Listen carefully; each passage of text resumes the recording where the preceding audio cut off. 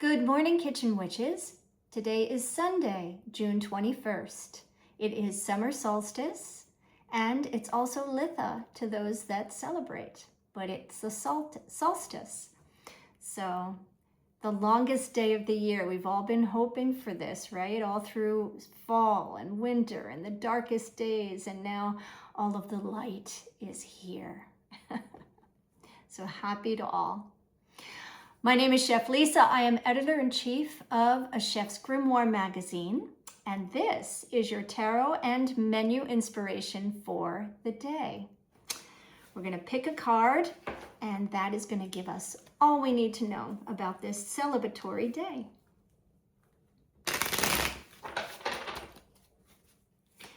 What is our card for June 21st? The summer solstice and Litha.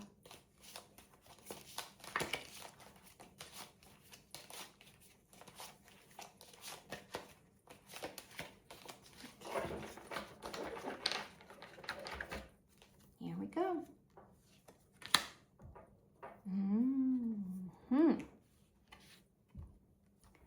The Wheel of Fortune.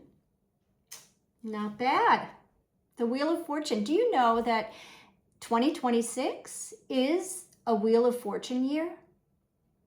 How you get that number, right? Because this is numbered 10 in the major arcanas. How you get that number is you add the year. So 2026, 2026, you add 2 and 2, 4, and 6, 10.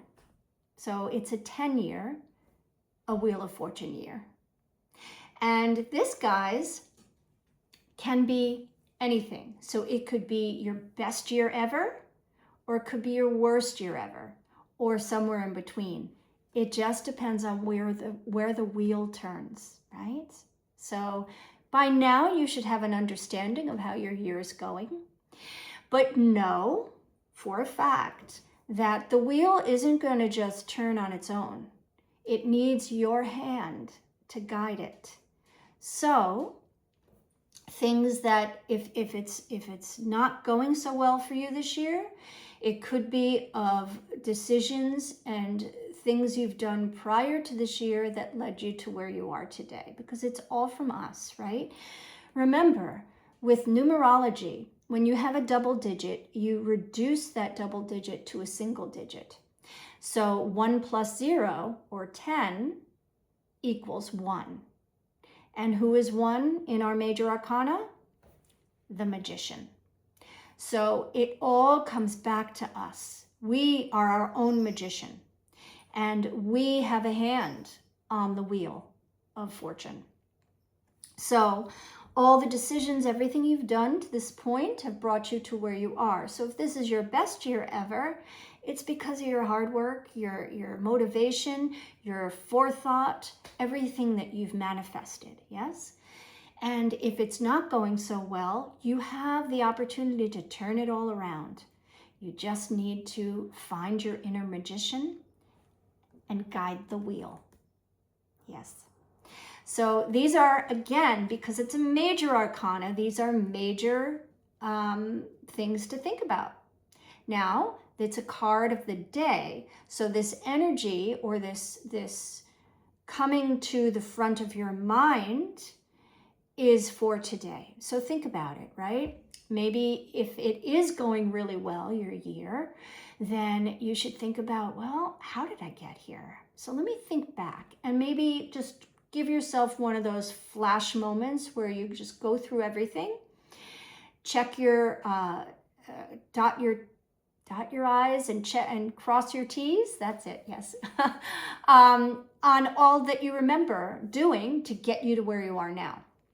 And the same thing applies if your year isn't going so well. Go back and see where you missed dotting an I or crossing a T, and how that affected you later on or today.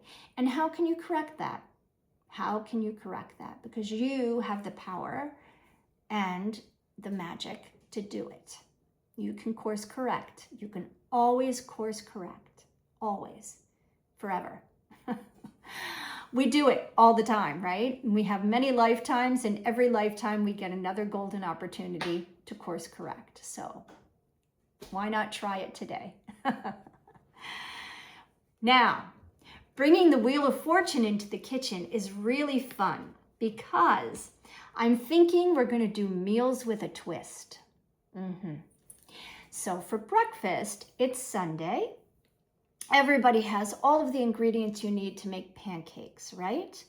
Maybe the only thing you might not have, but you can quickly run to the store for, is a can of coconut milk, because we're going to do coconut milk pancakes with fried plantains that have cinnamon and sugar on them. And then we're going to make a simple syrup of rum, sugar, water, and a little pineapple juice. So it's a pineapple rum simple syrup that we're pouring over the pancakes. I know. It's carbs and sugar, but you know what? It's a twist on the traditional. And what are traditional? Pancakes with maple syrup. Sometimes you serve it with bacon. Fantastic. Sausage, yes. Potatoes, right? So we're just changing it around a little bit, make it different. And I think it's something everybody would love. You can even take a fresh pineapple if you have it, slice it and pan fry it. Or if you have your grill going early in the morning, grill it and serve that with the coconut pancakes, right? And then you don't have to make the rum pineapple simple syrup. You could just use a bottle of regular simple syrup. Fine. But we're going for that little bit of a twist. Instead of potatoes, serve it with fried plantains. And you want the plantains that are very dark, almost black. And those are going to have the most sweet flavor. You slice them on a bias, you pan fry them, take them out, smash them, and then fry them again. And it's a pan fry, it's not a deep fry. So olive oil, coconut oil, if you have it, is probably better. Avocado oil, something that's higher in the heat capacity is great for that. Delicious. All right, moving on to lunch. I'm thinking nachos, but remember, we're meals with a twist. So we're going to do egg roll nachos. So if you have wonton wrappers in your freezer, I always keep wonton wrappers in my freezer. They're good for so many things. I take them out, right? Thaw them, and then you cut them into triangles. You put them onto a sheet tray and you spread them with a little butter and cinnamon and sugar. And then you bake them for 6 minutes at 400. Watch them because they'll burn easy. And then you pull them out and you have cinnamon sugar wonton chips. So you can do that, right? That's delicious. But then do the same process for our nachos without the cinnamon and sugar and maybe oil instead. So they're crispy without being sweet. But I like the other ones for a snack. And you serve that with a bowl of fresh fruit. It's delicious. And it's really nice on any kind of, even a cheese and charcuterie board, or, a buffet. Breakfast buffet is nice with the cinnamon sugar chips, wonton chips, and the fruit. But I digress. So getting back, we're putting them in the oven. This time we're spreading them with oil, the little wonton wrappers that we cut into triangles, and a little sea salt, and into the oven they go. Those are the base layer for our nachos. While that's happening, you're going to do a stir fry. So it's cabbage, right? Shredded fine, and you can buy it already shredded in the grocery store. Usually comes in like a coleslaw mix bag. Buy one. They're fabulous. Throw that into a wok with heated oil, a little bit of onion if you like the red onion. If you want meat in there, you can do anything. Sky's the limit. You can do ground meat. You could do steak. You can do chicken, whatever you want. Add it once the vegetables are kind of soft, or before the vegetables even go in, probably. That's probably better. Stir fry your meat first. Get it cooked. Then add your veg. Stir fry, stir fry, stir fry until it's to your liking, right? You're going to add a sauce, right? So traditionally it would be soy sauce only, right, for a stir fry. But you can add hoisin sauce. You can add fish sauce if you want to make it more Thai influenced.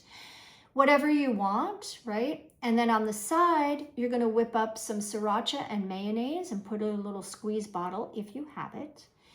And you're going to pile on the stir fry onto your crisp chips and then drizzle the whole thing with the sriracha mayo or aioli. Delicious lunch. Yay. With a twist. Next, for dinner, I really like this recipe. We're going to do butterscotch chicken wings. A little different. Maybe you've not had them before. Maybe you have. I don't know. But we're going to try it. And you could do this at home. So you get your wings. You make sure that the drumette is separated from the wing part. So you have the pieces, right? You can buy them this way or you can do that yourself, whatever. And then you're going to marinate those in a little soy sauce. What else? Some ketchup, right? The ketchup has sugar in it, so it's going to help to caramelize when it goes into the oven because we're baking these. And sriracha if you want a little kick. Mix that together, throw it over the wings in a plastic bag or in a bowl, get them all mixed up, throw them on a sheet tray and into a 400-degree oven for maybe 15-20 minutes. Turn them, and then another 15-20 minutes until they're caramelized. They're not as saucy. They're more, the sauce is clinging to the wings. Cool. While that's in the oven, you're making your butterscotch sauce, and that's nothing more than sugar and milk, right? And butter. And you're going to reduce that until it's a caramel-like consistency. And then first you're going to melt the sugar. So put the sugar in the pan by itself and swirl your pan until the sugar starts to turn color. This is building a caramel. If you want, you can add water. I always do to the sugar so that it doesn't burn or scorch or recrystallize. So I'd say for a cup of sugar, you're going to add a 1/4 cup of water. And you're not stirring, right? Let it all melt and become liquid. And you're swirling your pan. You're swirling your pan, not stirring, because the second you stir, it's going to recrystallize and turn back into granulated sugar.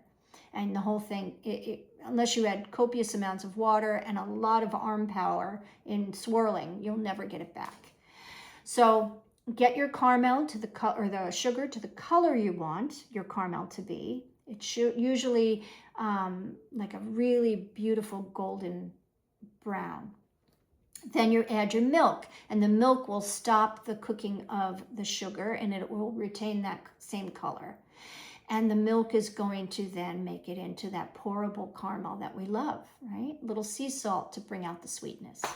You can look up any caramel recipe online, but the key factor here is swirling the pan, not stirring it, because that way you'll get a perfect result every time. Make your caramel while the wings are working, and then you're also going to make a little panko crunch to go on top. So panko with, what goes in it? I brought up the recipe just so I didn't forget. Scallions you could slice up in there, garlic, sea salt, pepper. If you want to, you can chop up some chili flakes or pulled chili flakes, or chop up a hot chili pepper, throw that in there. And then when the wings come out of the oven, you pop them in a big bowl, you douse them with the caramel, and you plate them and spread the crumble on top. Dinner. Delicious. And yeah, I mean, what would you serve with that? So a salad would be great to cut the sweet and the savory and bring it into a little bit of a health thing. You could do a cabbage salad. Delicious. So if you buy a bag of cabbage for the nachos in the afternoon, buy a second one to serve at dinner time. That's it. Meals with a twist for our card of the year and card of the day. The Wheel of Fortune. on this amazing summer solstice. So I want to show you for the last minute of the video. This is a tribute to Litha, or summer solstice, in the last chapter of A Chef's Grimoire magazine. So this was the last issue that came out in April. And what I did for this was I planned Litha, which is summer solstice, the day, to be more of a picnic. So I did chicken and waffle sandwiches and a lovely salad. And then I did kvass custard cake for dessert. Yeah. So easily packable. Go out, use some May wine. This is what I was suggesting. And have yourself a lovely picnic on the summer solstice. It's a beautiful day. It reminds us that sun and brighter days are always in our future. Yes. So think of that when your wheel is not all the way on the top this year, right? Good times are on the horizon, and you have the power to make them happen, as well as having the power to nourish yourself. So nourish yourself. Nourish those around you with all your kitchen magic. And I'll see you tomorrow.